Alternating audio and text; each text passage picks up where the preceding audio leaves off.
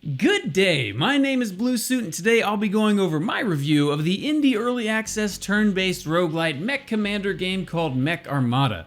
In Mech Armada, planet Earth has been the victim of a massive swarm invasion that killed millions overnight and billions in the weeks that followed. Angry hellspawn poured through our city streets, and although we fought bravely, we ran out of bullets long before we ever even saw their numbers diminish.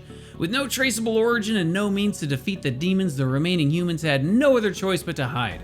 The game begins 28 years later after a mad scientist discovers the technology of self-replicating nanorobots that are able to produce giant mechanized killing machines out of pure energy, and he's mysteriously giving you command of an endless supply of these machines to discover the source of and destroy these abominations.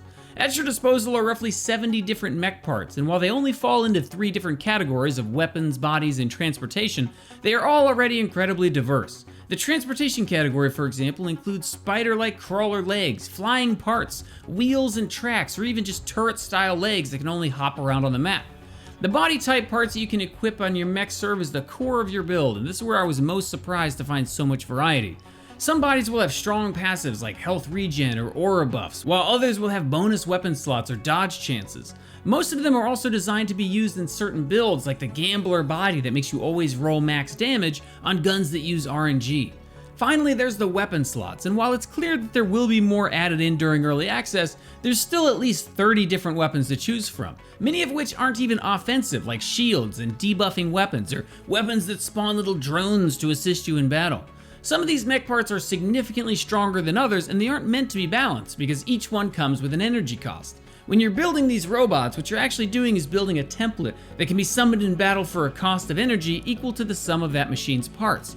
So it's often just best to build what you actually can summon instead of just the biggest, baddest thing you can make, at least in the early game.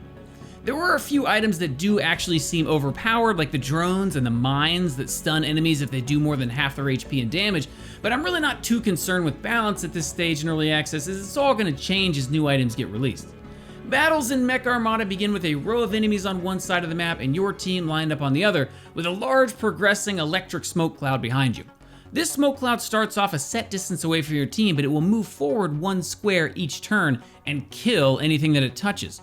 As of right now, there's no real explanation of what it is or why it exists, so really it just seems to be there for the sake of added tension, which isn't really a fun mechanic, and I hope to see some more gameplay elements surround this mysterious smoke cloud in the future, besides it just being a ticking clock.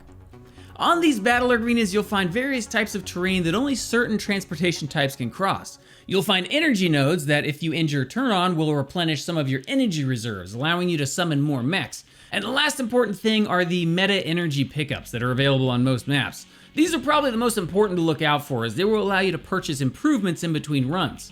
Overall, the battles are a bit on the slow side, but they're very tactical, and most enemies can destroy your mechs in a single hit. One thing that I particularly liked was how I didn't have to wait for the end of my attack or movement animations to input another command. While one mech is getting into position, you can immediately start telling the others what to do, a quality of life feature often missing even from AAA tactics games. I would still, however, like to see a game speed multiplier in the future to help blaze through some of the early levels. The ability to rebind keys is also absent here, a nuisance that creeped up on me on more than one occasion.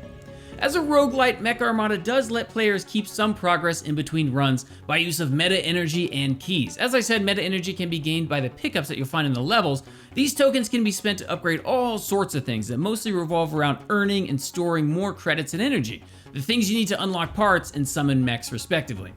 The keys, on the other hand, are spent automatically after each run and add new mech parts to your pool. There are 5 static biomes in each run, and each one has a few levels with a big hulking boss at the end. At the end of each level, you can choose to spend your credits on a randomly generated mech part, or you can upgrade the parts you already have. Then when you either complete a run or fail, all of the parts go back into the pool and you can start over again. The only thing here that I'm not really thrilled about with the battle system is the loot box style way of getting new gear. Right now at the end of a mission, you can pay an ever increasing price to choose 1 to 2 pieces of randomly offered gear. And with about 70 different pieces in the game, you're almost never going to get the pieces you actually want, making it very difficult to really experiment with the builds that sound the most fun to you. You can pick up Mech Armada when it launches into early access tomorrow, August 10th, 2021. I haven't seen a price listed anywhere yet, but the early access titles are rarely ever worth their full price when they come out.